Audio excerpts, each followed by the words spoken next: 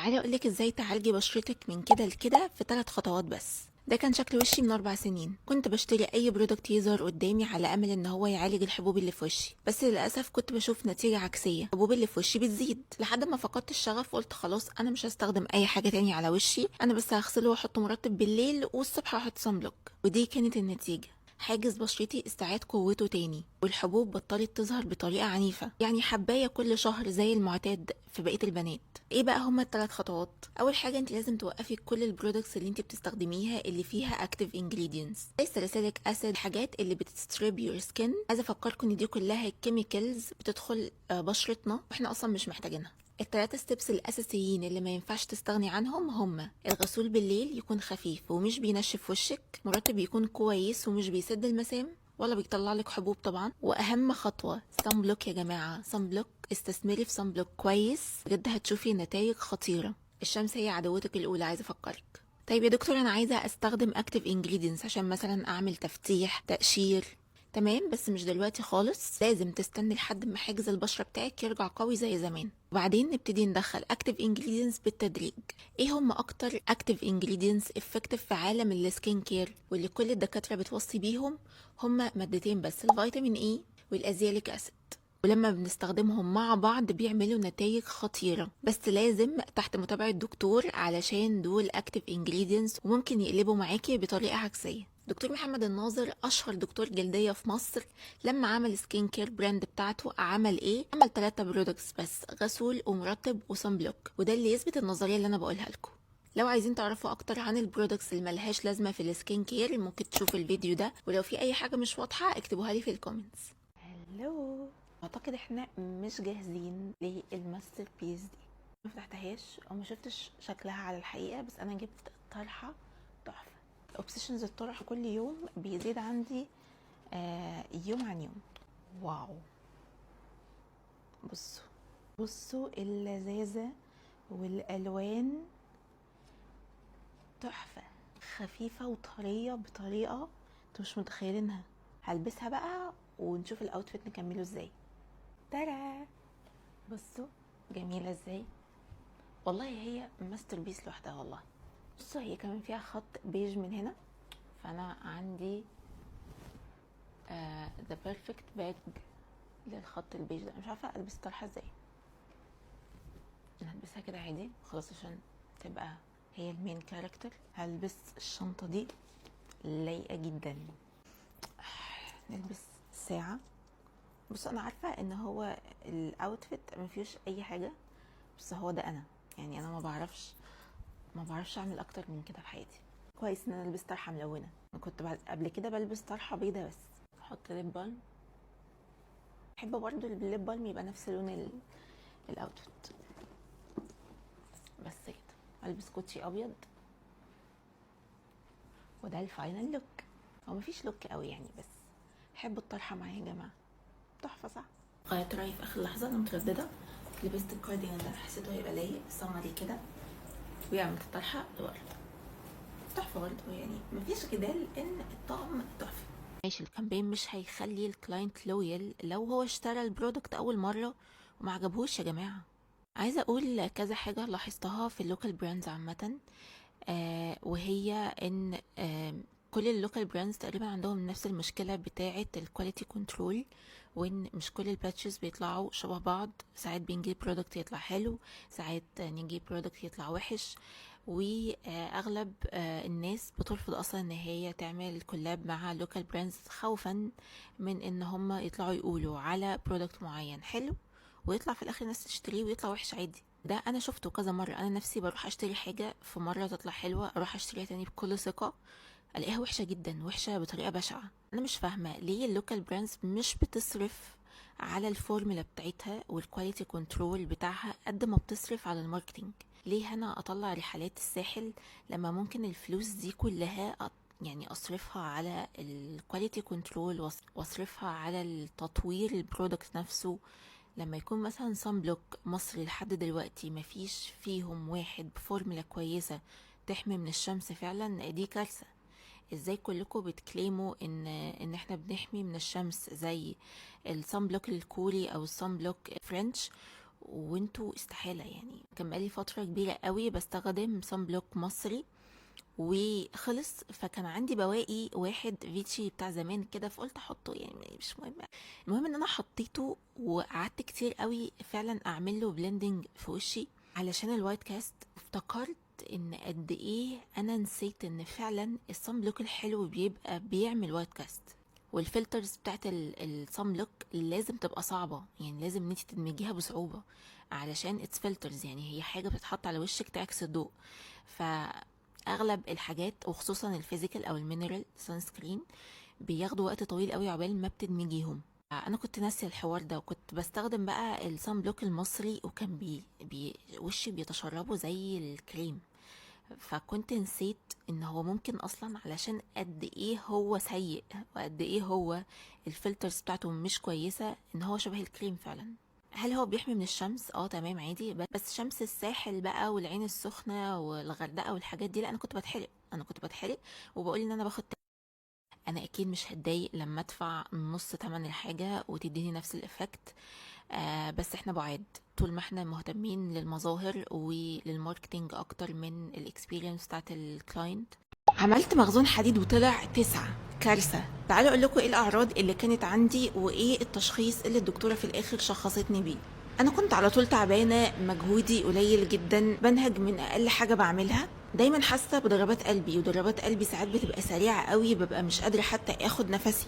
وطبعا شعري كان بيقع بطريقة غير منطقية. في الأول شكينا إن ممكن يبقى عندي أنيميا، فالدكتورة طلبت مني كذا تحليل من ضمنهم CBC طبعا عشان نشوف الأنيميا، وتحاليل غدة درقية، وتحليل مخزون حديد. غير المتوقع تماما طلع الهيموجلوبين بتاعي 13، وده يعتبر ان انا ما عنديش انيميا. بس في حاجات بتبقى في صورة الدم الكاملة او CBC معظم الدكاترة ما بتبصش عليها، بس الدكتورة بصت عليها ولقت ان شكل كرات الدم الحمراء بتاعي صغير وباهت شوية، يدل ان في مشكلة في الحديد. هنا بقى لما طلع نتيجة مخزون الحديد طلع 9. خلينا نقول ان في اختلاف ما بين الدكاترة عن النورمال رينج بتاع مخزون الحديد، ولكن معظم دكاترة الجلدية بيؤكدوا ان علشان شعرك ما يقعش لازم على الاقل يبقى مخزون الحديد بتاعك 50. فانتوا متخيلين الفرق من 9 ل 50؟ برضه دكاترة كتير هتقف عند النقطة دي وهتقول طيب تمام هعلق لك حديد او هتاخدي حديد اقراص، هنعالج يعني مخزون الحديد ده، مش هتدور على السبب. خصوصا ساعتها ان نتيجة الغدة الدرقية بتاعتي كانت طلعت وكانت وزن نورمال رينج، يعني كانت النورمال رينج عادي، بس الدكتورة قالت لي ان ده مش نورمال رينج، ده بداية النورمال رينج، فانت كده عندك اجهاد في الغدة الدرقية. فطلبت مني تحليل جرثومة معدة، ده المتوقع، المصريين كلهم عندهم جرثومة المعدة، انا كمان طلع بوزيتيف. من هنا بقى بدأت رحلة العلاج. كتبت لي على أدوية كتير جدا، بصراحة أدوية جرثومة المعدة صعبة جدا وبتوجع المعدة، ولكن هو شر لابد منه، لأن مهما عملت في إن أنا أحاول أرفع مخزون الحديد طول ما عندي جرثومة معدة أنا مش هعرف أرفع الحديد خالص. أقول لكم إن شاء الله فيديو لما أخلص علاجات جرثومة المعدة خالص وأعيد التحليل وأشوف فيه تحسن ولا لأ. آخر حاجة عايزة أقولها إن يا ريت كروتين كل البنات اللي بتشتكي من تساقط في الشعر أو أي أعراض تانية زي الفتيج والأنكزايتي وضربات القلب السريعة تروح تعمل مخزون حديد وتروح تعمل تحليل جرثومة معدة. ولو محتاجين أي حاجة اكتبوها لي في الكومنتس تحت، وادعوا لي كتير معاكم ربنا يسترها إن شاء الله. طبعا كلكم شفتوا ايه اللي حصل مؤخرا مع براين جونسون، ولو ما تعرفوش مين هو براين جونسون هتعرفوا معايا في الفيديو ده. بجد ده معناه ان المرض يا جماعه ملوش كبير. براين جونسون ده كان بيزنس مان، راجل غني جدا، اكتشف من هو صغير ان هو عنده حاجه في الغده شبه كده حاجه مناعيه. من ساعتها بدا رحله الاوبسيشن بتاعته بالمرض longevity، وان هو عايز يفضل عايش للابد. من ساعتها ابتدى يصرف حوالي 2 مليون دولار كل سنه علشان ياخد احسن سبلمنتس وياكل احسن اكل، يتابع مع احسن الدكاتره، ويعمل تشيك ابس شهريه علشان يتاكد من صحته. بيعمل المستحيل علشان يحافظ على صحته، لدرجه ان هو فاكر الحاجات المجنونه اللي هو كان بيعملها ان هو حقن نفسه بدم ابنه اللي عنده 17 سنه. الصدمه بقى ان هو من كام اسبوع اعلن على السوشيال ميديا بتاعته ان هو اتشخص بمرض مناعي جديد وهو الاوتو اميون جاسترايتس. يعني ايه منا؟ يعني معدته بتاكل في نفسها. اكتشف الموضوع ده ازاي؟ اكتشفه لما لقى ان مخزون الحديد عنده دايما بيبقى واقع، عنده مشاكل في فيتامين بي 12، والاتنين دول بيمتصوا من المعده. وبالرغم من ان هو كان بياخد سبلمنتس كتير بس كان مخزون الحديد بتاعه مش بيرضى يترفع، لحد ما خد بايوبسي من المعده بتاعته واتاكد ان هو عنده المرض ده. بس هو قال ان انا مش هفقد الامل وهفضل في رحله اللونجيفيتي بتاعتي وهعمل ترايلز على نفسي علشان اكتشف علاج للمرض ده، لان المرض ده ملوش علاج لحد دلوقتي. الوقايه خير من العلاج او كل حاجه، بس مش للدرجه يا عم براين. طبعا كلنا شفنا حالات الكبرى المصرية والتعابين اللي منتشرة على السوشيال ميديا وحالات الوفاة اوريدي في محافظة الشرقية. تعالوا نتعرف على انواع التعابين ونعمل ايه لو قدر الله لو حد فينا تعرض للموقف ده ونتوجه لفين. الكبرى المصرية اللي احنا عارفينها دي بتبقى بتحب المية، غالبا هتلاقوها في المحافظات اللي بجانب النيل، وبتحب الزرع والنجيلة والحاجات دي. لكن بقى في حيات يعني تعابين تانية بس بتبقى ساكنة في المناطق الصحراوية زي مثلا مطروح وسيوة. نوع التعبان بيخليني أتعامل مع المريض بطريقة مختلفة. طيب هو اللي منتشر دلوقتي عامة هي الكوبرا المصرية. طيب احنا هنتعامل ازاي لو حد فينا تعرض لعضة تعبان؟ من اشهر الحاجات اللي الناس بتعملها وهي ان هي تمص العضة، وده غلط جدا يا جماعة. انت بتعرض نفسك وللمريض اللي اتعض ان انتوا الاتنين تموتوا. اهم حاجة ان انت تتصل بالاسعاف بسرعة، ولو انت معاك عربية تنقل المريض لاقرب مستشفى. لو تعض في احد الاطراف يستحسن ان انت تشيل اي حاجة ضيقة تحبس الدم في المكان. يعني لو تعض في دراعه،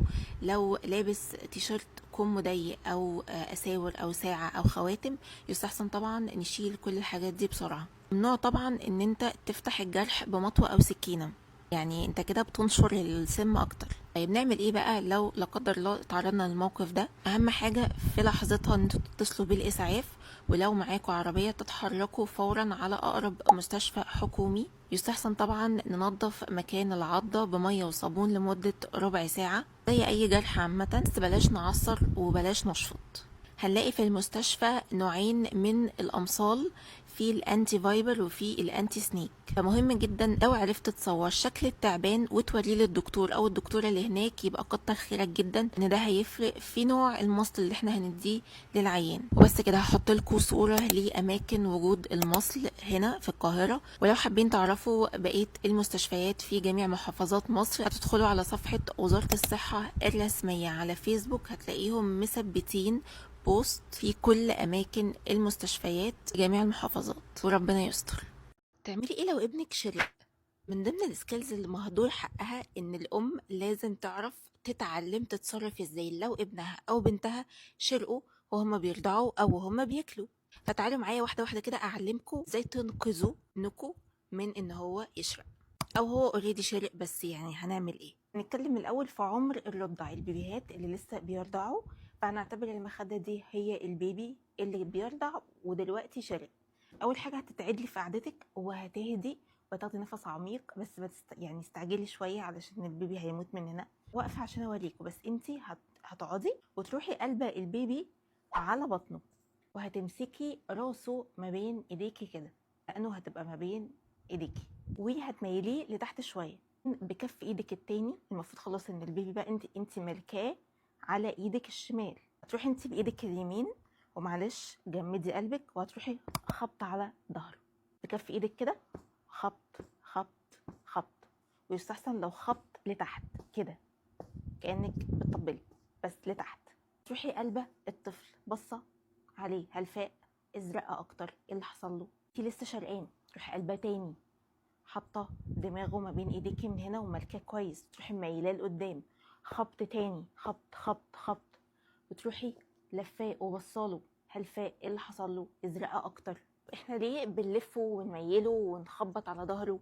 احنا دلوقتي بتبقى فيه بارتكلز من الاكل او الشرب اللي هو دخله نزل القصبة الهوائية عن طريق الخطأ.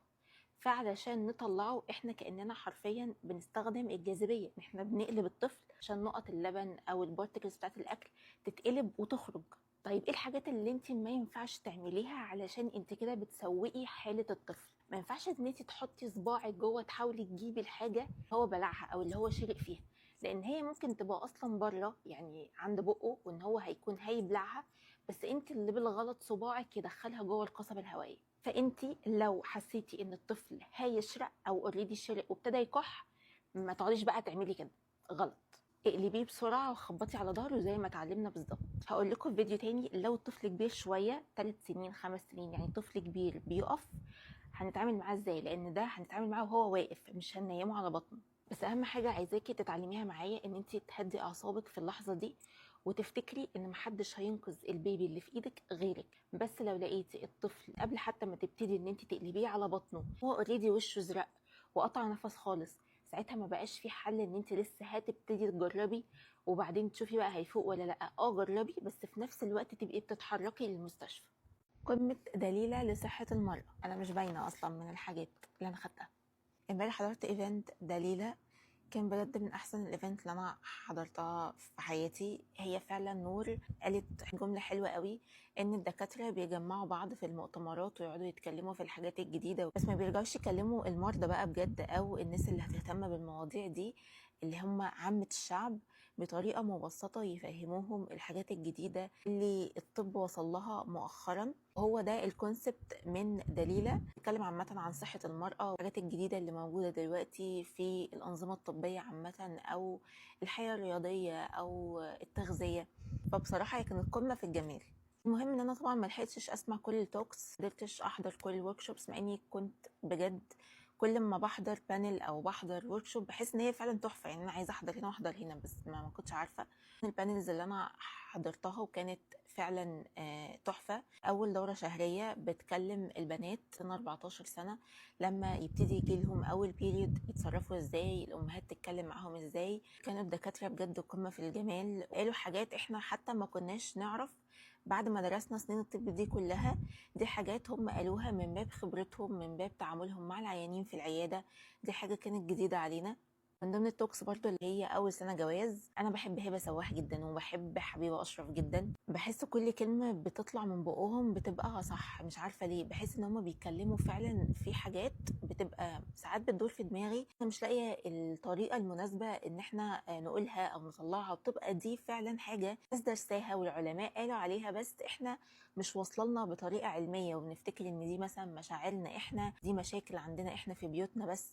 لا، دي مشاكل في بيوت ناس كتير. وطبعا الحاجة اللي بتحمس أي بنوتة إن هي تحضر أي إيفنت مثلا هي الجيفاويز، ولعبة لعبناها كده وخدت عليها جايزة، وفي برضو أسئلة بتتسأل في نص البانلز، فأنا قمت وجاوبت على سؤال وخدت الجايزة دي من بلومين كاكتس. بصراحة يعني كايفنت هو ايفنت تعليمي، تحسوا فعلا ان انتوا بتروحوا بتستمتعوا في العاب، بتستفادوا جدا من المواضيع، تستكشفوا عالم انتوا ما كنتوش تعرفوه قبل كده. لانه طبعا فيديو تاني مفصل لكل الجيف اويز اللي انا خدتها، هعمل لكم انبوكسنج واقول لكم انا خدت ايه وهجرب ايه وايه رايي في الحاجات.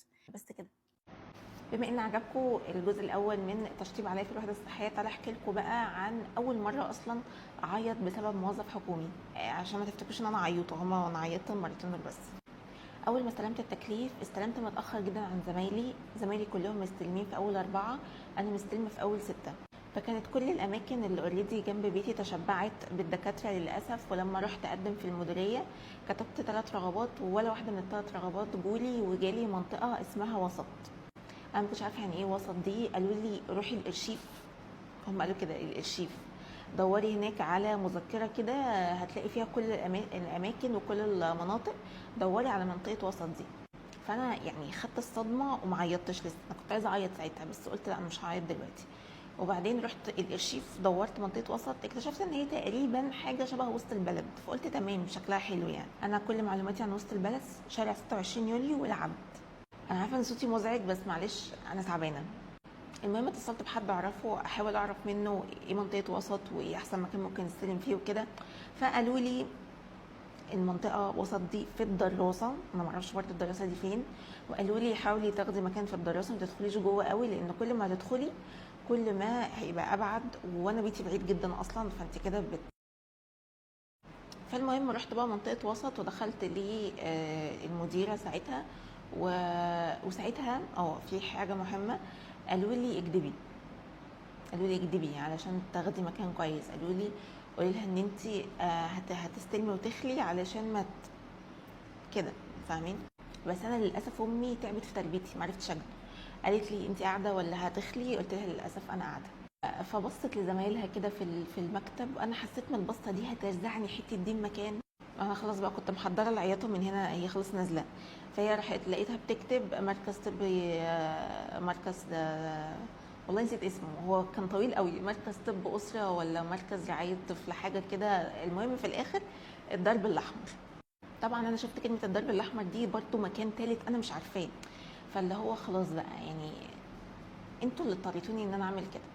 وكنت فاكره ان برضو ممكن اصعب عليها، بس ما صعبتش عليها عادي جدا.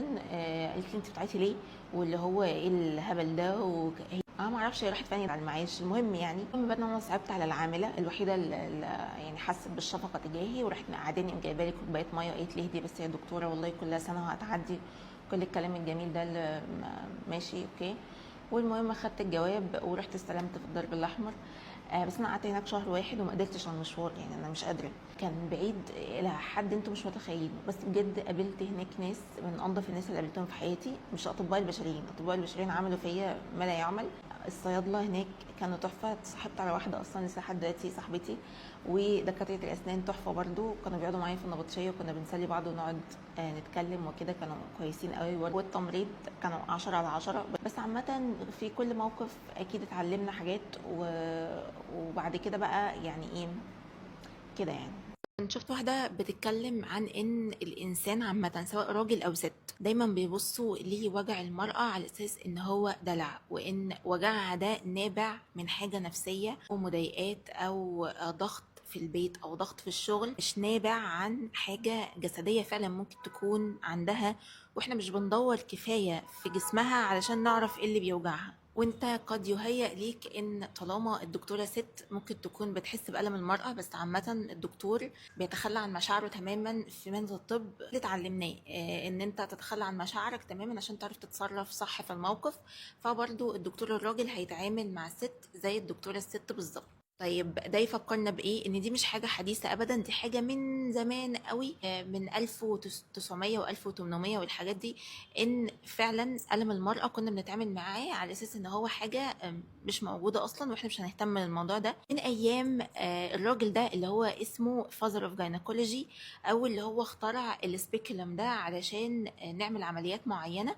وهقول لكم اخترعوا ازاي وفي انهي ظروف، وقد ايه هو كان بيتلاشى فكرة ألم المرأة علشان يعرف يخترع الجهاز ده. الدكتور ده كان مقتنع ان السيدات السمر ما بيحسوش بالألم زي الستات البيضة.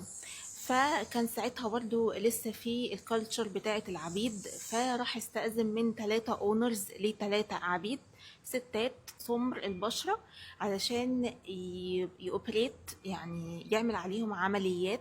يعني عمليات هم مش محتاجينها، دي عمليات احنا بنجرب بيها علشان نقدر نوصل لديفايس معين اللي هو السيمز سبيكولم، عشان نقدر نعمل عمليات بشكل افيشنت بعد كده. حتى بعد اختراع التخدير الدكتور ده كان مقتنع ان كده كده هم مش محتاجين التخدير ده.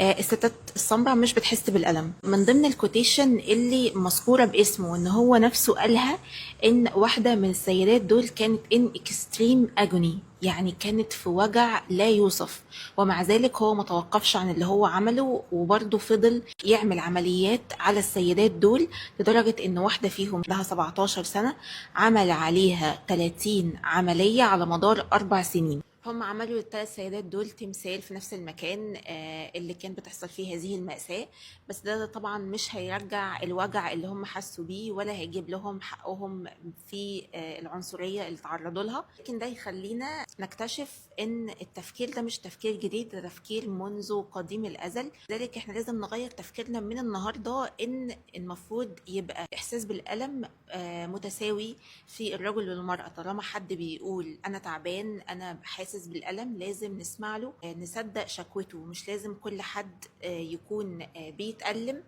يكون بيتدلع. بعض منكم فاكرين ان ده بيبقى اختيار الدكتور علشان يسهل على نفسه الولادة، ولكن الدكتور لما هيقص يبقى لازم يقص. خلونا نتكلم شوية عن شق العجان أو الإبيزيوتومي. هرجع معاكم بالسنين 4 سنين ورا، أيام ما كنت باخد مادة الشرع والسموم في الكلية، وعلمونا الفرق ما بين الجرح القطعي والجرح التهتكي. الجرح القطعي ده خلينا ناخد عنه مثال، ان هو بيبقى جرح بآلة حادة زي السكينة مثلا، راجل ايده اتقطعت بسكينة. اما الجرح التهتكي بتبقى جرح برضه بس بيحصل تهتك في الأنسجة والشرايين والأوردة والأعصاب اللي موجودة في المكان. يعني مثلا عامل شغال في البناء وقعت على ايده صخرة كبيرة قد وزنه 5 مرات، عملت له برضو قطع في ايده، بس ساعتها الانسجه بتاعته متهتكه.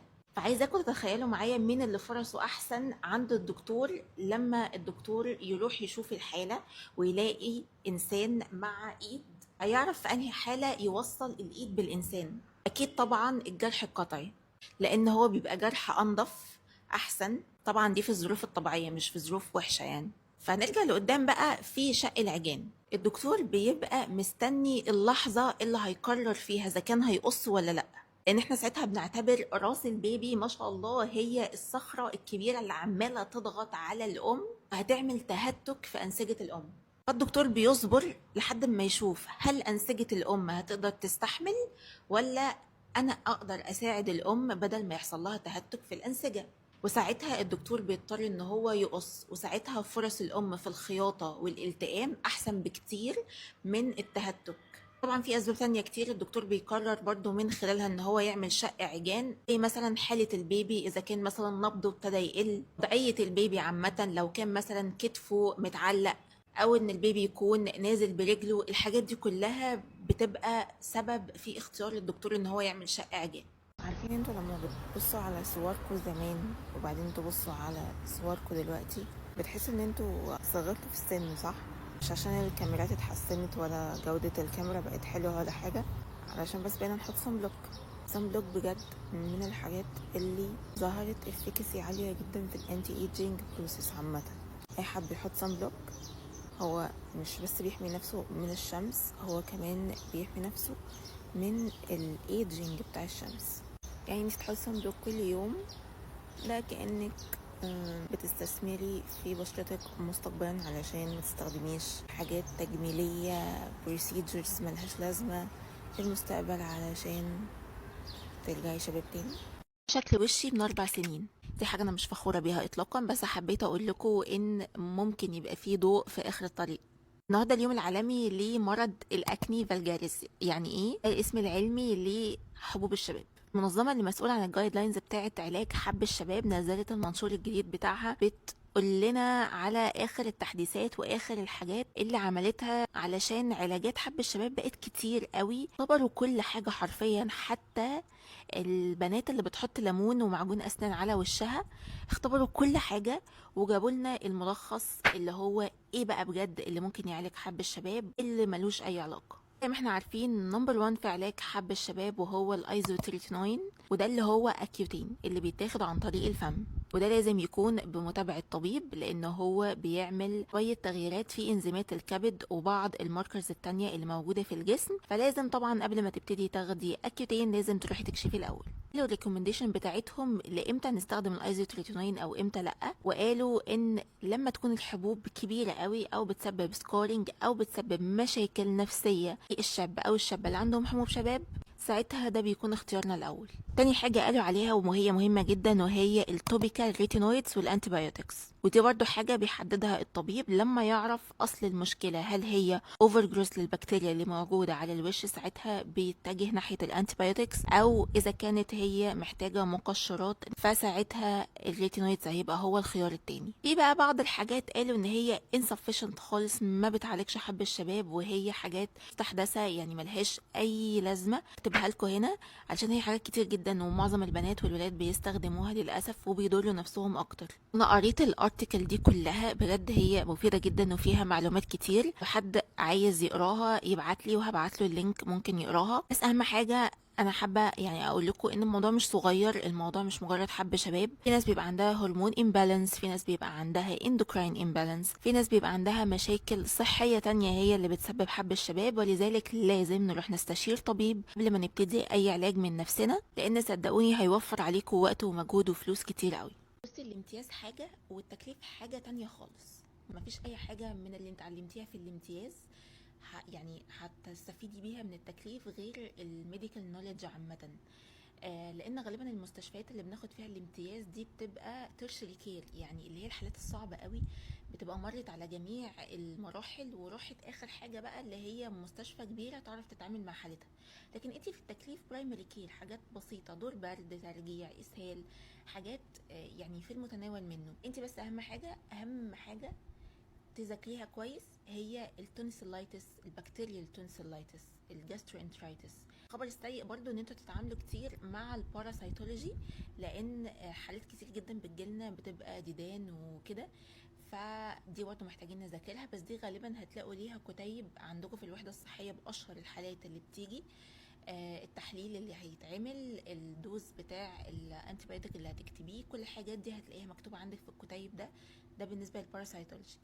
بالنسبه بقى للحاجات السيفير اللي ممكن تجيلك، اللي هي الضغط والسكر، لان احنا طبعا ما عندناش قوي تعامل مع حالات الضغط والسكر، بس دول للاسف هتتعاملي معاهم في التكليف، لان هم بيجوا يصرفوا العلاج من عندك، فلازم تتابعي قرايه السكر بتاعتهم اذا كانت مظبوطه ولا لا، الضغط بتاعهم لو حاجه فيهم مش مظبوطه هتتصرفي ازاي، هتغيري الدواء، هتعلي الدوز. فيا اما يكون عندك حد تعرفي تساليه اذا كنت انت يعني مثلا سكند جنريشن ولا حاجه، او لو انت ما عندكش حد تساليه فللاسف هتضطري ان انت تعتمدي على نفسك وتدوري اونلاين في الكتب والجايد لاينز تتعاملي ازاي مع حالات الضغط والسكر. لو ما عرفتيش هتحولي الحاله لاخصائي باطنه او اخصائي غدد هو يتعامل معاها. ما تقلقيش، انت ما عليكيش بريشر ان انت لازم تتعاملي مع الحاله، لان زي ما قلت لك في الاول انت برايمري كير، انت بتتعاملي مع الحاله اللي تعرفي تتعاملي معاها. لو ما عرفتيش انت تعرفي تحولي الحاله سكندري وتيرشري عادي، في اوبشن ان انت تقولي انا مش عارفه روح للاكبر مني.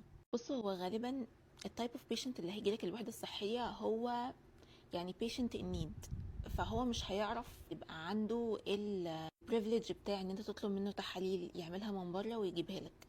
هو هيبقى عايز منك انت تتعامل معاه في حدود الوحده الصحيه، يعني معمل الوحده الصحيه وصيدليه الوحده الصحيه، ودول حاجات اصلا ما فيهاش حاجات كتير انت محتاج تعرف عنها معلومات. يعني انا عندي في الوحده الصحيه 3 تحاليل بس، هيموجلوبين مش سي بي سي، هيموجلوبين بس، ويورين اناليسيز وستول اناليسيز. وفي تحاليل اعلى من كده ممكن تتعمل في المبادره، اللي هي تحاليل السكر التراكمي والسكر العشوائي، ترايجليسرايد والحاجات دي، بس دي بتتعمل لفئه معينه اللي هم فوق سن معين، هم اصلا عندهم مرض مزمن، مش بتتعمل لكل الناس. فخلينا نتكلم في التحاليل بتاعه المعمل اللي هم ال3 دول اللي انت محتاج تذاكرهم. ولو عيان يعني مش النيد وعنده المقدره ان هو يعمل تحاليل من بره، تحليل من بره كده كده بيبقى فيها الليفلز موجوده على جنب، انت مش محتاج تحفظ اي حاجه. اليورين اناليسيز يعني مش محتاج ان انت تذاكره، هيبقى فيه املاح، هيبقى فيه بص هتعمل له مزرعه من بره، تكتب له مضاد حيوي. الستول اناليسيس دايما بنعمله علشان حالات الباراسيتولوجي اللي كنت اتكلمت عليها في الفيديو اللي فات، فهيطلع لك نوع ديدان مثلا جارديا، خلاص انت عرفت ان العيان ده عنده نوع ديدان، ده هتفتح الكتيب اللي بيديهولك، هتوزن العيان، او لو هو ادلت مش محتاج يتوزن هتكتب له الجرعه في التذكره يصرف العلاج. الحالات روتينيه بشكل انتوا مش متخيلينها، انتوا يوم واحد هيعدي عليكم كل الحالات هتحفظوها، اليوم اللي بعده هتعدي عليكم نفس الحالات تاني.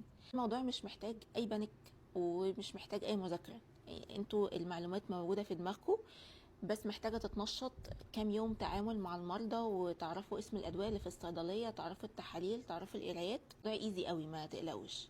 نزل فيديو بتكلم عن حبوب الشباب وايه الجايد لاينز لعلاج حبوب الشباب، الاقي برضو حد كاتب في كومنت عن نظام الطيبات وقد ايه هو نظام حلو وعالج لحبوب الشباب. انا اصلا معرفش ده راجل ولا ست، ولا ده شاب ولا ست كبيره ولا راجل كبير، والمشكله ان في بعض الناس بتتكلم معاه في الكومنتس وبدات تقتنع. يا جماعه في ايه؟ ما عندكوش 1% تراست ايشوز؟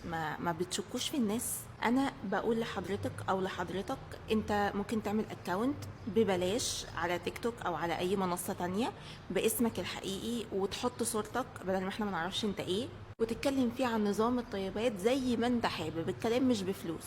بس بعد اذنك او بعد اذنك ما تتكلموش عندي في الاكاونت عن نظام الطيبات ولا تكتبوا كومنت ليه علاقه بالنظام ده. انا قلت ان انا مش هتكلم تاني في الموضوع ده لان الجدال فيه نقص عقل، يعني انا شايفه ان نقص عقل دلوقتي ان احنا نفضل نتجادل في حاجه بتموت الناس، فكل واحد يعمل اللي هو عايزه. بس بعد اذنك مالكش دعوه بالاكونت بتاعي، انا الاكونت بتاعي بنشر فيه المعلومات الطبيه اللي انا درستها في كليه الطب لمده 7 سنين، ولسه لحد دلوقتي بتعلم وبشارك اللي انا اتعلمته مع المتابعين بتوعي. وعلشان كده دايما صوت الحق واطي، لان كل ما بيزداد علم الانسان كل ما بيزداد شكه وخوفه على الاخرين. الجهل هو اللي صوته عالي. انا لما ابقى جاهله وما عنديش معلومات كافيه للموضوع اللي انا بتكلم فيه بتكلم بثقه، اني ما اعرفش تبعات اللي انا هقوله ده ايه. انا عشان عارفه تبعات اللي انا ممكن اقوله، وان الناس ممكن تمشي على كلامي او تتبع اللي انا بقوله، وان ده ممكن يؤدي لوفاتهم لا قدر الله، او حتى كومبليكيشنز خطيره تخليهم عايشين طول حياتهم على أدوية أو مرضى. علشان كده لازم اختار احنا بنسمع لمين. دعاوي قضائية ضد شركة سيرافي إنها بتسبب السرطان. في معمل مشهور في ان هو مثير للجدل شوية، على طول بيحب يعمل حاجات ترند ويطلع نتائج ضد شركات مشهورة. طلعوا السنة اللي فاتت منشور بيدعوا على كذا شركة المواد بتاعتهم تحتوي على كميات كبيرة من البنزين، ودي مادة مسرطنة، من ضمنهم طبعا سيرافي. خصوصا المنتج ده هما بيتكلموا عن مادة البنزويل بيروكسيد. دي مادة ما بتتعرض لدرجات حرارة عالية جدا تتفكك وتكون في الآخر مادة البنزين اللي هي مسرطنة. فال FDA علشان تنهي الجدل جمعت أكتر من 95 برودكت في السوق بيحتووا على مادة البنزويل بيروكسيد، اختبروهم في المعمل بتاعهم وطلعوا النتائج دي. المنتجات دي بس اللي بتحتوي على كميات كبيرة شوية من البنزويل بيروكسيد قرروا ان هم يسحبوها من السوق. زي ما احنا شايفين مفيش ولا واحد فيهم اصلا ليه علاقة بسيرافي. اهم حاجة بتوصي بيها ال FDA ان انت ما تستخدمش المنتج لو عدى الاكسبيري ديت بتاعه، ويفضل ان انت تحفظ المنتجات العناية بالبشرة في مكان بارد بعيد عن تغيرات درجات الحرارة زي مثلا الحمام او المطبخ. حابة افكركم ان البنزين ده مصنف نمبر 1 كارسينوجينيك مع البنزين في نفس الكاتيجوري اشعة الشمس، فنقلل هلع شوية. اهم حاجة نتبع النصائح اللي انا قلتها. جبت سكراب جديد. الفكرة ان انا المرة دي اشتريت لون تشالنجينج غريب شوية، هو تحسوه ستيتمنت كده. هو انا الهدف بتاعي ان انا اشتري 3 سكرابس والله، بس فانا كده اشتريت 2 لافندر. قيسوا واجيلكوا تاني. تادا! بصوا بصراحة هو مريح قوي زيادة عن اللزوم، بس القماشة بتاعته شكلها بتحرر، اللي هي القماشة اللي بتبقوا تحسوها القماشة اللي بتحرر دي. هو مريح وبيمط. انا مدخله الطرحة من جوه علشان تبقوا شايفين في من هنا سوستة، في جيبين من هنا، وهو يعتبر واسع. يعني البنات اللي بتحب تلبس حاجات ما تبقاش ضيقه عليها وفي نفس الوقت يبقى الشيب بتاعها حلو، فده يبقى حلو جدا. بس اعتقد ان انا كنت البس سمول لان ده ميديم، والبنطلون واسع من عليا هنا قوي بصراحه، بغض النظر هو محتاج كيوي يعني، بس هو تمام. والبنطلون واسع حلو ويوسع من تحت وفيه فتحه برضه، بس هو اوفر اول كويس وحلو. يعني ينفع مثلا في يوم خفيف، يوم عياده ولا حاجه، لانه فاتح ولو وقع عليه دم هتبقى مشكله. مصر الأولى عالميا. مصر خدت نمبر 1 في حاجة أخيرا، وهي عدد الولادات القيصرية. ليه معظم الستات بقت تختار الولادة القيصرية عن الولادة الطبيعية؟ ولادة قيصرية، ها، تفتحي بطنك وتاخدي تخدير. سألت سيدات كتير مرستش يوم على بر، بس رسيت على ال4 أسباب دول. أول سبب وهو كشف النساء. أغلب السيدات دايما بتختار الولادة القيصرية لأن هي بتحس إن هي هتتعرض أقل لكشف النساء، وبيحسوا إن هو مجرد إهانة ليها ولجسمها. علشان كده لازم الدكتور من بداية الشهر التاسع يبدأ يهيئ المريضة عن إيه هو كشف النساء، وبنعمله كام مرة أثناء الولادة، وإيه أهميته بالظبط. تاني سبب اعتقاد السيدات ان الولادة القيصرية أأمن ليها وللبيبي. تالت سبب اعتقاد السيدات ان القيصرية أقل ألما من الولادة الطبيعية، وده أكتر مقلب ممكن تاخده الأم. أول حاجة مؤلمة في الولادة القيصرية هي حقنة التخدير، خاصة لو نصفي. في بعض السيدات بتفضل سنين بعد ما بتولد ظهرها بيوجعها بسبب الحقنة دي. تاني حاجة الأم بتفضل متألمة بعد العملية، مش قادرة تقعد، مش قادرة ترضع، مش قادرة تمارس حياتها الطبيعية، مش قادرة تدخل الحمام حتى بسبب وجع فتحة البطن. ازاي ده أقل ألما من الولادة الطبيعية، لما الولادة الطبيعية أصلا انتي ساعة بالكتير بعد الولادة هتقومي تتحركي عادي.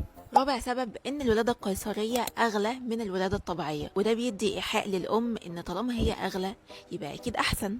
مصر الاولى عالميا مصر خدت نمبر 1 في حاجة أخيرا، وهي عدد الولادات القيصرية. عامة ما تخليش حد يضحك عليكي ويقولك أصل انت حوضك ضيق، أصل انت قصيرة. أنا عندي واحدة صاحبتي شبرة ونص ولدت طبيعي عادي. أوبشن الأول بالنسبة لنا هي الولادة الطبيعية، إلا لو في مشكلة صحية الدكتور هيقولك عليها، طبعا هتبقي عارفاها من أول التاسع أو حتى من قبل كده، زي مثلا البلاسينتا بريفيا، إن المشيمة تبقى عند منطقة الحوض من تحت. هيصعب جدا الولادة الطبيعية، ولذلك الدكاترة دايما بيختاروا لها من الاول خالص ان انت لازم تولدي قيصري. قولوا لو عايزيني اكلمكم اكتر عن ايه هو كشف النساء وايه هي حقنة الظهر، عشان يبقى عندكم المعلومات الكافية لو انتوا داخلين على ولادة قريب.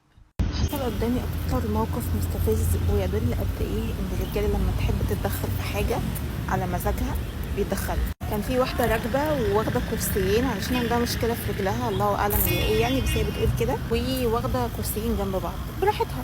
فجاي عمه كبير في السن بيقول لها انت واخده الكرسي ده، فهي ما ردتش عليه في الاول، هي برضه يعني غلطت ان هي ما ردتش عليه، بس ما علينا. فهو عمه اتضايق قوي، قال لها يا انسه هو انت واخده الكرسي ده؟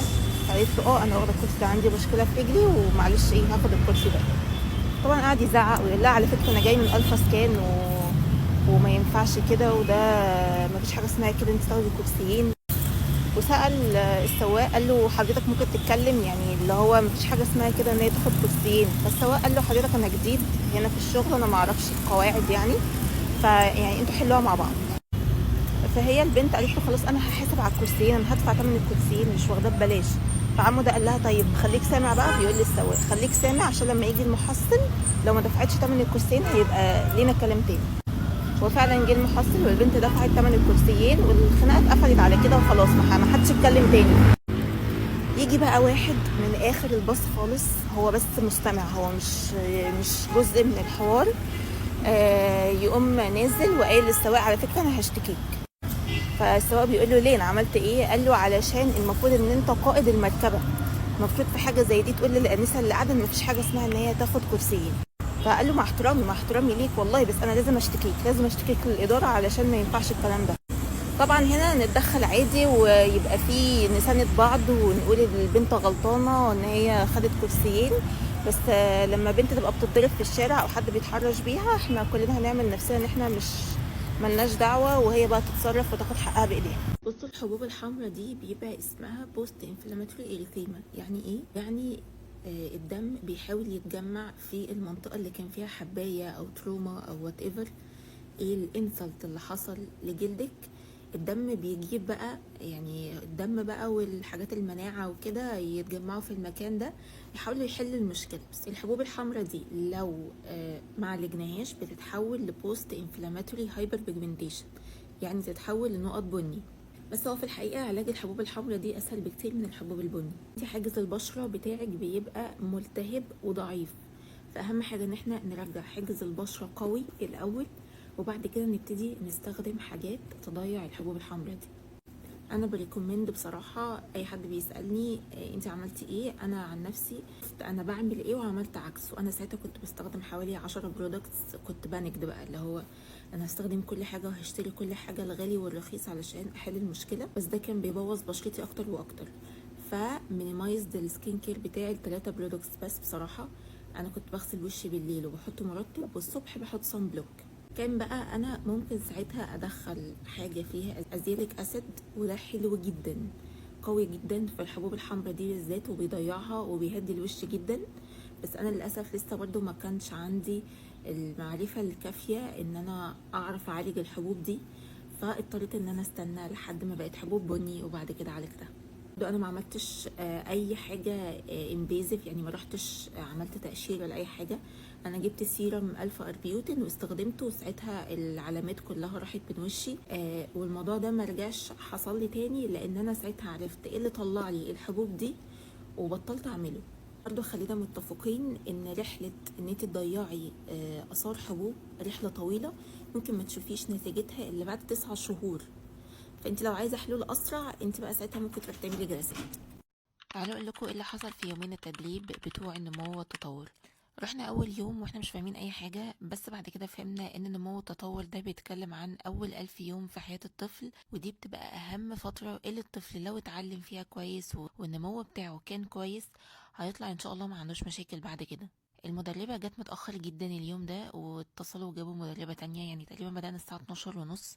هنا كانت بتحاول تقول لنا ان الطفل في سن معين ممكن نبتدي نعلمه لمهارات دقيقة ممكن يعملها بإيده، وهكذا كل فترة عمرية من حياة الطفل ممكن يعمل حاجات معينة، ولو اتأخر نعمل ايه. وبعد كده عدينا على سور الأزبكية، لقينا كتب حلوة قوي واشتريت كام كتاب هبقى اوريهولكوا. تاني يوم صاحبتي جابت لي معاها فطار سو كيوت. كان بقالي كتير اصلا ما شفتهاش، احنا اصحاب من ايام الكليه، بس كل واحده مستلمه في واحده مختلفه. كانت بتوريكم الجراب بتاعها. دخلنا بقى في من 3 سنين ل4 سنين وهكذا، تقدمنا بالعمر يعني، وبدأنا نفهم اكتر عن موضوع النمو والتطور ده. بس اهم حاجه اتعلمناها في اليوم ده هي العلامات الخطر. يعني لما نشوف حاجه الطفل بيعملها او حاجه الطفل لحد دلوقتي لسه مش عارف يعملها، دي بتبقى حالات خطر، ولازم نحول الطفل فورا لمعهد تغذيه او اي اخصائي اطفال عشان يتصرف معاه. هنا الدكتوره فجاه قررت تسالني مش عارفه ليه اشمعنى اختارتني انا يعني. بس الحمد لله جاوبت. عملوا لنا بوست تيست، امتحان سريع كده نحل يشوفوا احنا كنا بنسمع كويس، فهمنا ما فهمناش، وهكذا. وبعدين الحمد لله روحنا. انا بجد بحب البيوت القديمه دي جدا، واصلا التدريب كان في منطقه الدراسه، فبجد المكان هناك عسول جدا. انا فضلت واقفه مستنيه الباص بتاعي يجي ومعايا الكتاب ده عشان الناس تفتكر ان انا شريره، عشان محدش يكلمني. وبعد كده يا جماعه حد شاف براند الميه دي؟ غريب قوي. بس اليوم خالص على كده، اول يومين بقى شطبوا عليا امبارح عادي، انا ما جيتش طبيعي. ان املي ولو 1% ان ممكن حد يساعدني دايما بيوقعني في فخ ان انا زي ما بعامل الناس هتعاملني، وده ما بيحصلش الا صاحبتي اسماء، ربنا يحميها يا رب، يا رب تاخد التخصص اللي هي نفسها فيه. هي الوحيده امبارح اللي قعدت تجري علشان تحاول تعمل لي اجازه بدل ما يشطبوا عليا، وفي الاخر شطبوا عليا برضه. كان عندي نزله معويه، يعني اعمل ايه؟ كانت نزله معويه شديده بصراحه. المهم ده خلاني افتكر اول يوم اتشطب عليا فيه في الوحده عملت ايه. قعدت اعيط 4 ساعات، ودي مش حاجه نقتدي بيها اطلاقا، ده هبل وقله خبره. يعني مش معقول كل مره هيتشطب عليا فيها اقعد اعيط 4 ساعات، انا كده هتعمي. طيب اول مره اتشطب عليا ليه؟ في رول كده معروفه في كل اماكن العالم، بس مش معروفه عندنا هنا في المكان اللي انا بشتغل فيه، ان لو الدكتور قعد 12 ساعه ليه حق في بدل راحه تاني يوم تلقائي، من غير ما يقول لحد، حتى من غير ما يسيب ورقه على المكتب. ده حاجه تلقائيه كده، لو الدكتور ده ما جاش تاني يوم مسؤول الدفتر هيكتب له بدل راحه. انا كنت جايه من مكان تاني على اساس ان هم بيعملوا كده هنا، لقيتهم ما بيعملوش كده، احنا لازم نستأذن قبل ما ناخد تاني يوم بدل راحه. معاكوا عادي، ما عنديش مشكله عامه. ففي يوم استأذنت والله وسبت ورقه البدل الراحه، بس مش عارفه بقى ضاعت، القطه كلتها، فمسؤوله الدفتر شطبت عليا. قعدت اعيط 4 ساعات. ازاي انا موظفه شريفه ازاي تعملوا معايا كده؟ انا كنت ساعتها بتعامل بمنطلق ان قد ايه انا شخص ما بيعملش مشاكل، قد ايه انا شخص ملتزم في شغله وبقضي شغله على اكمل وجه. طبيعي لما حاجه تسلب مني، ما سلبتش ولا حاجه، انا بجد قدمت الورقه، يقولوا اه لا دي دكتوره منا دي ما بتعملش مشاكل، عدوا لها المشكله دي. بس في الحقيقه ما حدش بيعمل كده، ما حدش بيفتكر لك الحلو، بيفتكروا لك الوحش بس. فالمره دي لما اتشطب عليا ما عملتش حاجه، قلت لصاحبتي خلاص يا اسماء شكرا على كل المجهودات اللي انت عملتيها، بس خلاص فكك منهم بقى، يعني مش هنقدر نعمل حاجه اكتر من كده. المهم صحتي الجسديه وصحتي النفسيه، انا ما كنتش قادره انزل اليوم ده فما نزلتش. وصحتي النفسيه ان انا ما عاتبتش نفسي اكتر من الموضوع يستحق اكتر، وقعدت اجلد في ذاتي بقى انت ازاي تغيبي وازاي يتشطب عليكي وكل الكلام ده. حوار ان انت تخرج من التكليف من غير ما يبقى متشطب عليك وتتحول شؤون قانونيه، ده حلم. هل ده يخليك تفتكر ان انت دكتور مقصر او دكتور مش شاطر؟ لا، لان كلنا بيحصل معانا كده. اهم حاجه تبقى فعلا مش غلطان. طبعا في زمايلي كتير بيتشطب عليهم اكتر من 4 مرات في الاسبوع، بس ودي كانت رساله بسيطه لاصدقائي اللي في التكليف اللي لسه مستلمين. ما تتخضوش يا جماعه، مش لما يتشطب عليك تقعدوا تعيطوا زيي، عادي كلنا بيتشطب علينا وكلنا بنتحول للشؤون القانونيه. فكوكو بجد الموضوع تافه قوي وهتتعودوا مع الوقت. لسه مخلصه العياده دلوقتي ولسه ماشيه من عندي حاله، قلت اطلع اقولها لكم، يمكن تكون المعلومه دي مش عند اغلب الناس اللي عندهم سكر، خاصه اللي ماشيين على انسولين. دخلت لي عيانه العياده بتشتكي اصلا من حاجه تانية خالص، وجع في معدتها ووجع في القولون، بس العيانه كان الكونشس ليفل بتاعها انا حسيته مش طبيعي. هي دايخه شويه، عرقانه، وبتتخانق مع دبان وشها. بتتخانق مع دبان وشها. في مرضى السكر اللي بياخدوا انسولين دي بحسها دايما حاجه كده بتقول لنا قيسوا السكر للعيان ده. ان هي بتتخانق على حاجه اصلا ما نتخانقش عليها، فهي اكيد disturbed. فعلا حولناها المعمل تعمل تحليل عشوائي، ولقينا تحليل السكر العشوائي بتاعها 42. لما سالنا العيانه انت عملتي ايه، قالت ان انا خدت ال 40 وحده الانسولين الصبح ونزلت من غير فطار. ودي يا جماعه كارثه، ما ينفعش ناخد الانسولين من غير ما ناكل. المهم يعني ان احنا جبنا بسرعه بونبوني للسيده دي واديناها بسرعه سكريات، وقسنا لها السكر تاني الحمد لله طلع لحد 130. وكانت العيانه بقى فاقت وبقت تضحك وابتدت تعتذر للناس اللي كانت بتتخانق معاهم، لان هي حست ان هي ما كانتش في وعيها. يا جماعه بليز، اللي عنده سكر وماشي على انسولين ياخد جرعه الانسولين بتاعته وياكل بعدها ضروري. ينصح طبعا ان كل مريض سكر ماشي على انسولين او مريض سكر من النوع الاول يبقى ماشي عامه ببونبوني او ماشي بجهاز سكر لقرايه السكر، ويحاول يفهم جسمه هو بيقول له ايه. العيانه دي كانت فاهمه ان جسمها بيقول لها حاجه، بس اول مره تتعرض للموقف ده فما كانتش رابطه وبس كده. نفسي حد يقعد الست المصريه كده قدامه ويقول لها ايه حقوقها وواجباتها في مصر، لان بجد الست المصريه متداس عليها. ام سو سوري يعني، بس بجد اكتر ست بتعاني في العالم هي الست المصريه. معرفش بقى عشان هي ست بسيطه، ست مضحيه، ست جدعه. يعني انا مش عارفه ليه دايما الست المصريه محطوط عليها كده، مش عارفه اي حاجه من حقها ولا واجباتها. بجد دايما في جميع السيناريوهات بتلاقي دايما ان الست دي مستضعفه. في ستات جامده، خلينا نقول ان فعلا في ستات مصريه جامده وبتعرف تاخد حقها، بس يعني اغلبيه الستات المصريه متداس عليها، ما تعرفش يعني ايه تاخد حقها او تعترض او تقول لا. فنفسي حد يقعد الست المصريه كده ويفهمها، يا ريت.